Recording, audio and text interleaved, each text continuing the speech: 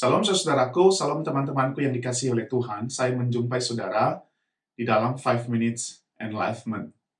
Saudara, saya ini banyak bertemu dengan anak-anak SMP dan anak-anak SMA yang keseharian mereka belajar di sekolah dan saat ini belajar di rumah karena pandemi ini. Tetapi saudara, sekalipun mereka sudah belajar dari pagi sampai sore, masih saja ada mata pelajaran yang mereka tidak bisa kuasai 100%. Karena ketidakmampuan mereka menguasai 100% saudara terhadap mata pelajaran tersebut, maka anak-anak ini mengambil les. Ada yang mengambil les matematika karena dia tidak bisa menguasai matematika. Ada yang mengambil les fisika, ada yang mengambil les kimia, bahkan juga ada yang mengambil les bahasa Inggris karena tidak menguasai bahasa Inggris. Selain itu juga saudara, ada yang les musik, seperti gitar, piano, biola, bahkan ada yang les renang, ada yang les olahraga-olahraga tertentu. Karena apa? Karena anak-anak ini tidak menguasai 100% apa yang mereka ingin pelajari. Saudara, apa inti daripada les? Atau apa poin daripada les private? Menurut saya, saudara, les itu intinya adalah latihan. Les itu adalah intinya latihan agar bisa menguasai, yang tentunya di dalam konteks ini perlu dibantu oleh seorang guru. Artinya begini, saudara, sesuatu yang kita tidak bisa lakukan dan kita melatih diri untuk melakukannya, saya yakin lama-lama kita pasti bisa. Saudara, ketika saya kuliah di Sekolah Tinggi Teologi, ada satu mata kuliah yang begitu susah untuk saya ikuti ketika memasuki semester 1, yaitu bahasa Yunani. Bahasa Yunani itu jelimet, saudara. Kita harus menguasai grammarnya supaya kita bisa memahami makna katanya. Dan itu adalah sebuah pergumulan besar bagi saya pada waktu itu. Tetapi mau tidak mau saya harus mengikuti mata kuliah itu, karena itu adalah mata kuliah wajib yang harus diikuti oleh mahasiswa teologi. Lalu bagaimana saya bisa mengikuti, atau bagaimana cara saya bisa mengikuti mata kuliah itu, saudara-saudara? Yaitu dengan melatih diri.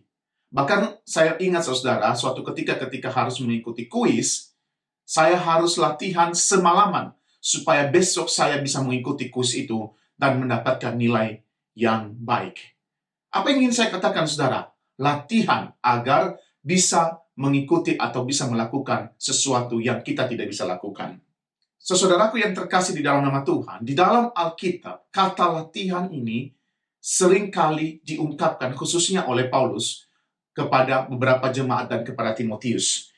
Di dalam Alkitab kita ada beberapa kata, latihlah dirimu beribadah, latihan badani, latih tubuhmu. Dan hal ini kita bisa lihat di dalam 1 Korintus pasal yang keempat ayat yang ke-7 dan ayat yang ke-8. Tetapi jauhilah tahayul dan dongeng nenek-nenek tua. Latihlah dirimu beribadah. Di ayat yang ke-8 dikatakan, latihan badani terbatas gunanya. Disinggung tentang latihan. Bahkan di dalam 1 Korintus pasal 9 ayat yang ke-27, Paulus mengutarakan tentang dirinya dengan mengatakan, tetapi aku melatih tubuhku. Aku melatih tubuhku dan menguasainya seluruhnya. Supaya sesudah aku memberitakan Injil kepada orang lain, jangan aku sendiri ditolak. Sesuatu yang menarik bukan ketika Paulus memberikan pesan khusus kepada Timotius untuk melatih diri beribadah. Dan bahkan Paulus sendiri juga melatih dirinya sendiri. Pertanyaannya, saudara, mengapa Paulus serius mengutarakan hal ini kepada Timotius dan kepada jemaat di Korintus dengan memberikan contoh tentang dirinya?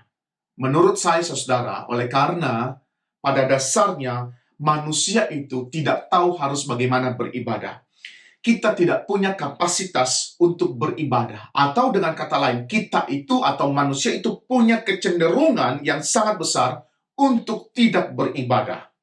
Ada keinginan besar yang mendorong kita untuk tidak beribadah. Maka supaya kecenderungan beribadah itu ada di dalam diri kita, dan sekaligus kita menekan kecenderungan kita untuk tidak beribadah kepada Tuhan, maka Paulus mengatakan, latihlah dirimu beribadah. Latihlah dirimu. Maka menjadi jelas bagi saya kali ini, saudara, ketika membaca Ibrani 10 ayat 25 yang mengatakan begini, janganlah kita menjauhkan diri dari pertemuan-pertemuan ibadah kita seperti dibiasakan beberapa orang. Tetapi, marilah kita saling menasihati dan semakin giat melakukannya menjelang hari Tuhan yang mendekat. Pesan saya begini, saudara. Membiasakan diri reguler beribadah secara komunal adalah latihan terbaik untuk menekan keinginan kita untuk tidak beribadah kepada Tuhan. God bless us.